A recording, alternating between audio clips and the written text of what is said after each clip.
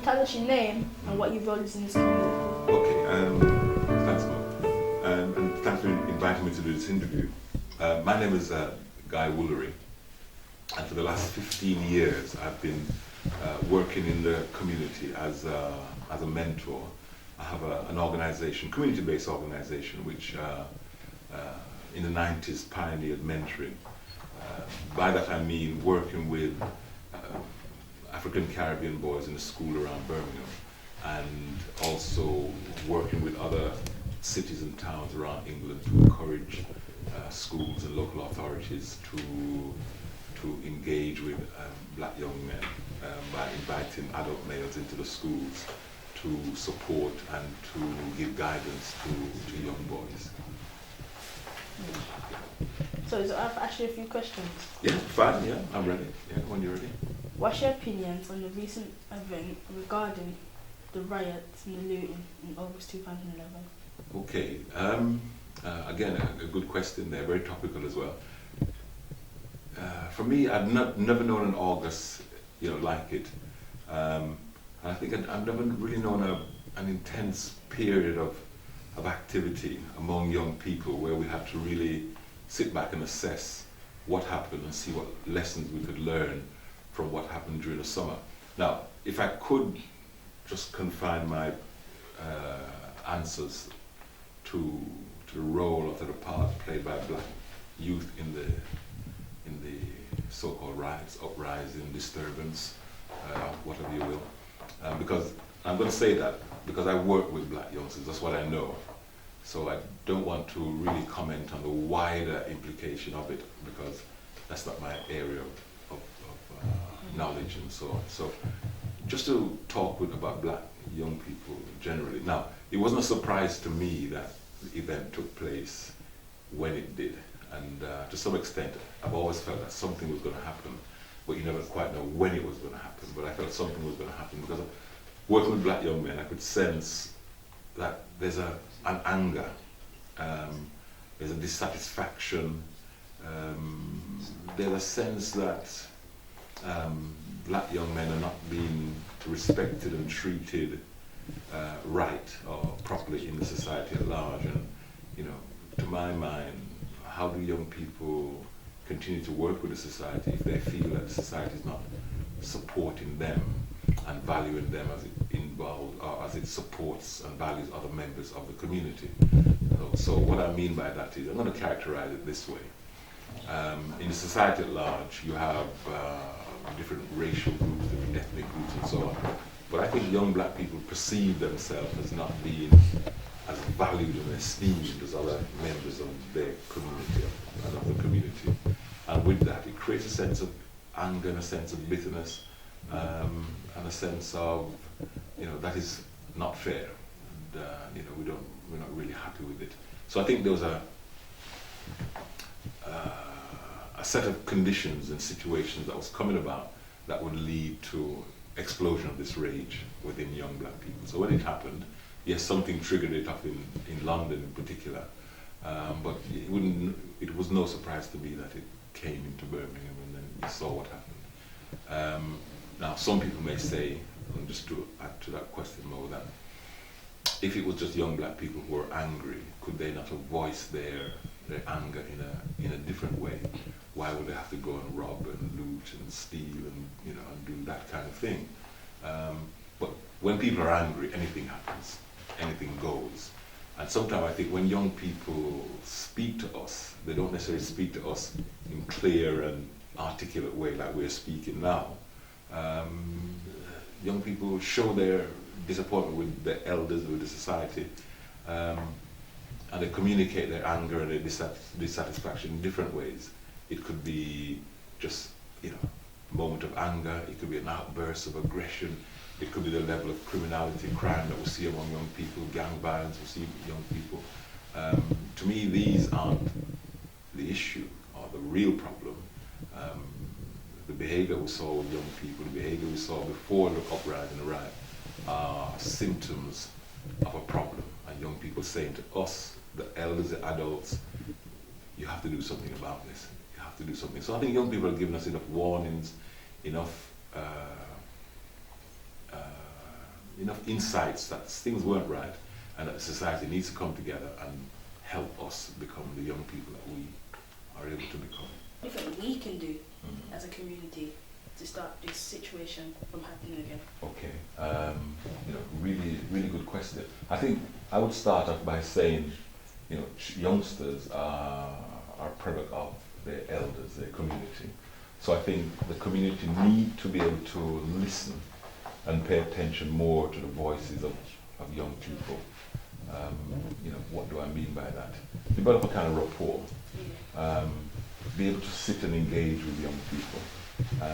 Don't always wait for young people to come and talk to elders. Elders have got to reach out first in a kind of respectful way, instead of pointing the finger and blaming and so on. Engage with young people, support young people, get involved in the things that young people are, but most importantly is to hear the voices of young people. And that's not just a question of, waiting for young people to come and talk. You've got to know the body language of young people when young people are saying, come and talk to me. I'm not a bad guy. I'm not a terrible individual. I may be painted in a bad way in the community. Maybe some kind of negative stereotypes around us, but we're actually just human beings who want to learn how and what it takes to become adults. So, talk to us, as I said. So, would you say that young children are given enough opportunities to take leadership? So, I would say, I would say no to that question when you say real opportunities. In our tradition, I was just talking to some of your friends about some of our customs and traditions in Africa. But part of our customs and traditions, when we were fully in touch with our heritage, we would always bring young people into what they call a rites of passage, which means that you create a ritual of ascending into the adult world. So just like somebody get married, there's a wedding ceremony. Somebody passes away into the ancestral realm, there's a ceremony of passing. So these are big events that, somebody's born, there's a naming ceremony or christening, as we say. There was one where when youth become a young adult and he passes from the baby stage, we'll mark that with a rites of passage. Some societies, communities still have it. We used to have it, but we don't have it. So what happens then? Because that is no longer in existence, young people create their own rites of passage, their own way of entering into their own world, into their own community. So they have initiations into their boyhood groups and so forth. Do you think that young people should have more say about how money should be spent on their behalf? Yeah, I think that's what a proper society would do. Because I take the view that young people are young adults. They're in the making, they're flowering, blossoming to become young people. And you see in some cultures, for example, I would say within the Asian culture, you'll see young children who are engaged in the shops and the businesses.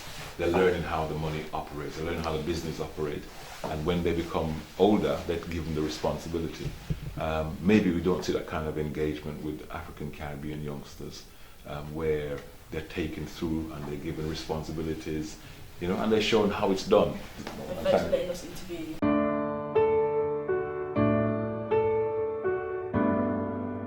Can you tell me your name and what is your role in the community? My name is Phil Hamilton. My role in the community, I've been a youth community worker in Aston, Lozars, Handsworth for 28 years or more. I currently work as integrated family support worker, and I run a project 3 nights a week called CAPS. CAPS stands for Keeping Adolescents Protected and Safe. We do two indoor sessions and 1 football session on a Thursday night at Aston Park. What's your opinion on the recent events regarding the riots looting in August 2011? My personal opinion is that it's unnecessary, uncalled for, and hyped up by the media.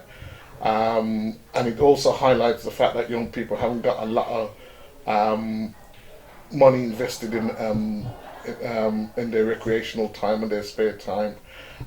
For me, a lot of people from outside came in and did a lot of damage to our community, which our community was naive enough to piggyback on. But that's young people for you. There's not enough leaders in our community or youth workers in our community to be able to counteract negativity in our community. We need a lot more leaders, and we need a lot more youth workers. Full stop. We need a lot more youth work going on. Not the government's agenda right now, spending the money on a lot of different things, but the money should be spent on youth work itself, because it's the base of every social education program ever since time. What do you think was the cause of the disorder? I think once again it's about the segregation of our community. It's about people saying one have and one haven't, or one group is and one group isn't, and I don't think it's like that. I think the poverty goes across the board in our community. What change do you think have been made avoiding the situation like this happening again? Realistically, I don't think any change has been made. I think, if anything, I would say it's got worse, because the government has pulled a lot of funding from these voluntary organisations and voluntary youth clubs and statutory youth clubs around our community and around our local area. Do you think young people are given enough opportunity to take up leadership and decision-making roles in their communities? I think there's a potential for them to do that. There's a massive potential for them to do that.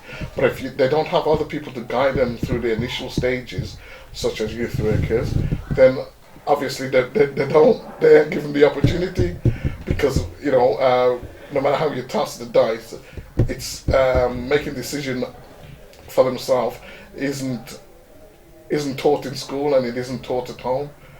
We're coming to the end of the interview. Is there anything else you'd like to add to the subject? I'd just like to say that it's important that we get on with each other, regardless of other people's ideas of who has and who hasn't. I think young people need to be taught or guided through their social life, because that's the biggest part of their learning, in my opinion, and it's the biggest part of their life, because they stress everything on their recreational time, not on their academic time. Thank you for your views. Thank you.